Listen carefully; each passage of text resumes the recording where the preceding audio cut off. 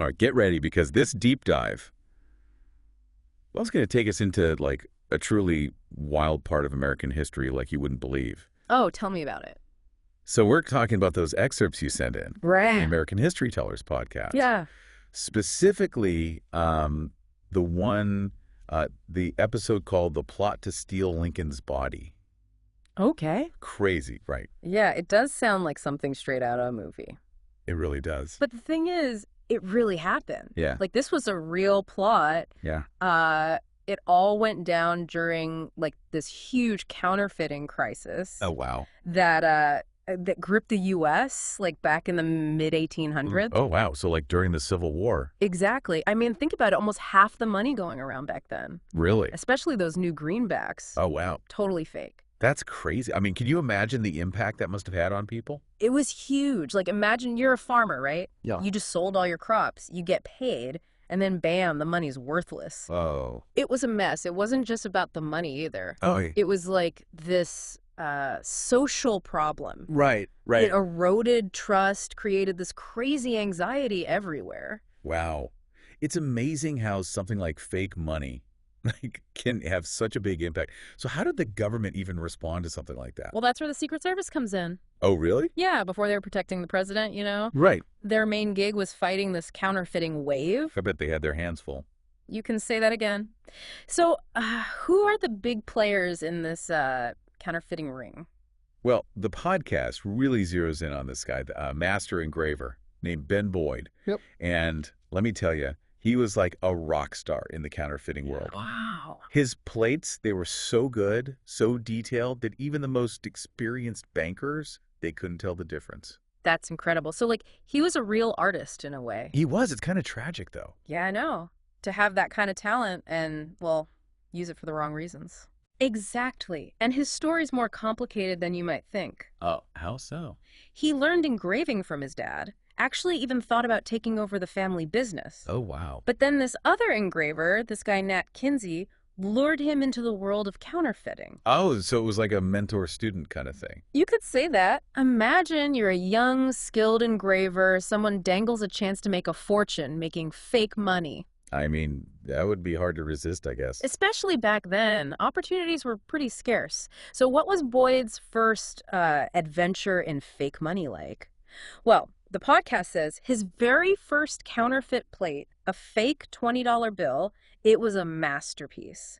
He even managed to copy those tricky security features meant to stop counterfeiting. Well, so, like, he wasn't just copying, he was innovating, too. Yeah, he was a real craftsman, almost like he saw it as a challenge, like a game to outsmart the authorities. Right, but surely this life of crime couldn't last forever, right? You're right, you're right.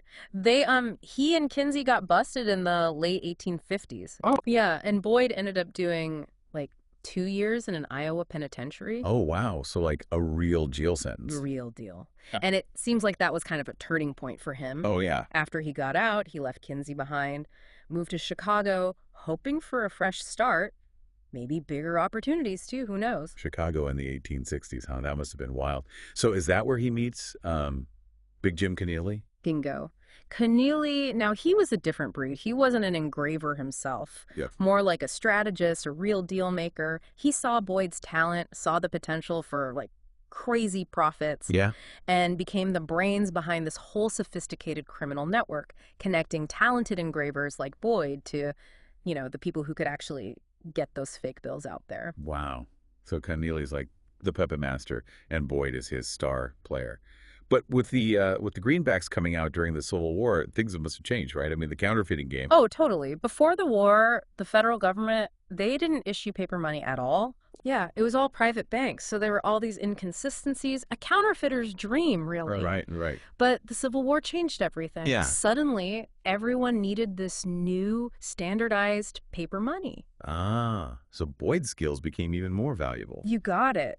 Now, how did they actually get these fake bills into circulation without getting caught? Yeah. Wouldn't people notice something was off? Connolly was all about being careful, you know? Mhm. He knew handling the fake money himself was way too risky. Yeah. So, enter Boyd's girlfriend, Allie. Oh, what did she do? She carried bundles of fake bills hidden in, get this, A picnic basket. A picnic basket, seriously. I mean, it's so unexpected, right? Yeah, brilliant. And it worked. For a while at least. Allie would travel all over Chicago, delivering the money completely under the radar. She sounds like a real character. So they're living the high life, right? Yeah. On fake money. Yeah. But did they ever get caught? Of course, their luck ran out. In 1865, both Boyd and Allie, they got arrested. Yeah, Boyd was caught in his workshop, Allie at a hotel. You guessed it, with a picnic basket full of $30,000 in counterfeit bills. Whoa. That's a lot of money. What happened to them? Jail time.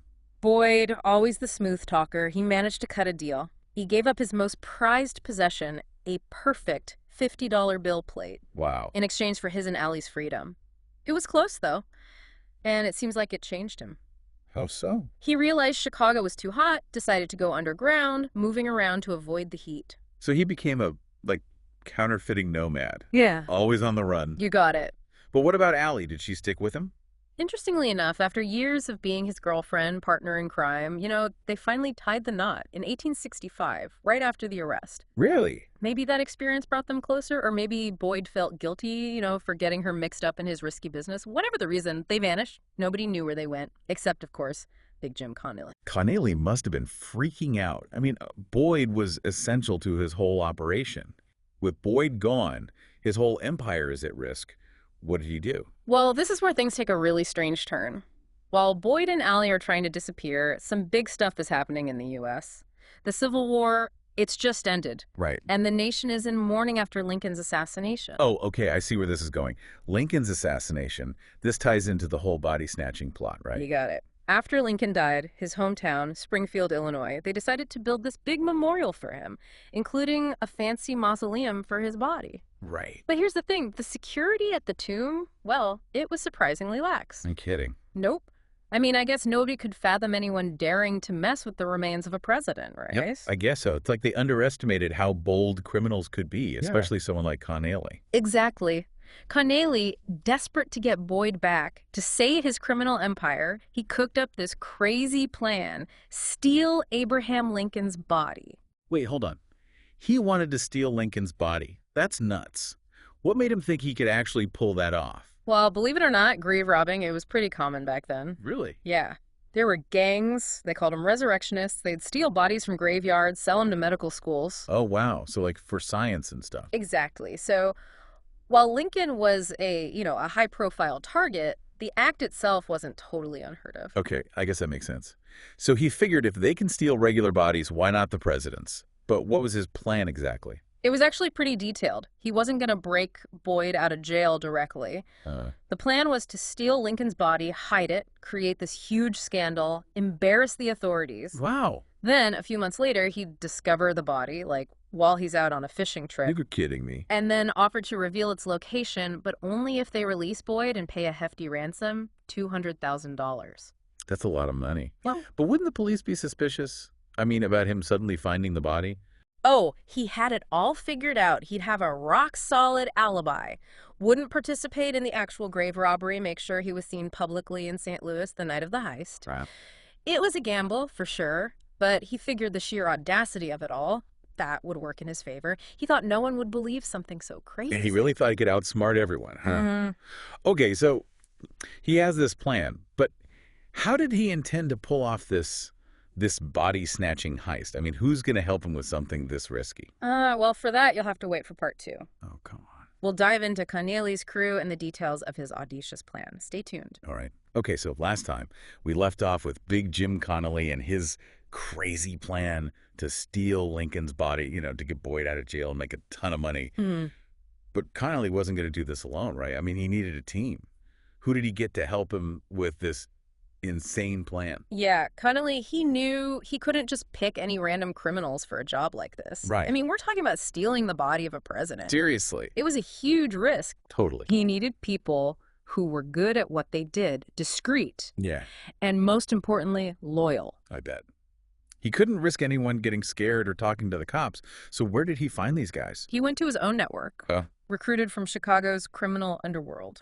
Makes sense. His main guy was this saloon keeper, Terrence Mullen. Okay. Tough guy, really reliable. So like the muscle. Exactly. Mullen had worked with Connolly before, distributing fake bills, so he knew how to keep his mouth shut. Right. So Mullen was the enforcer, someone Connolly could trust. Who else was involved in this crazy scheme?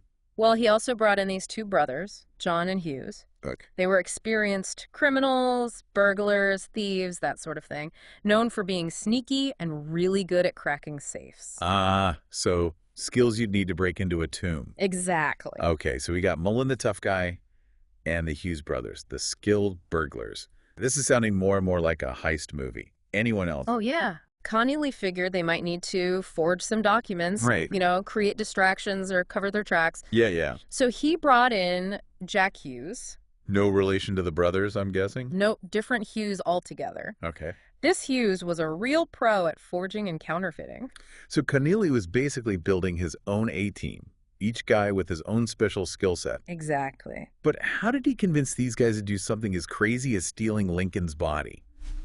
Well, Connolly, he was a master manipulator. Yeah. He appealed to their greed and their loyalty, How so? promised them a share of the ransom money, $200,000. Wow.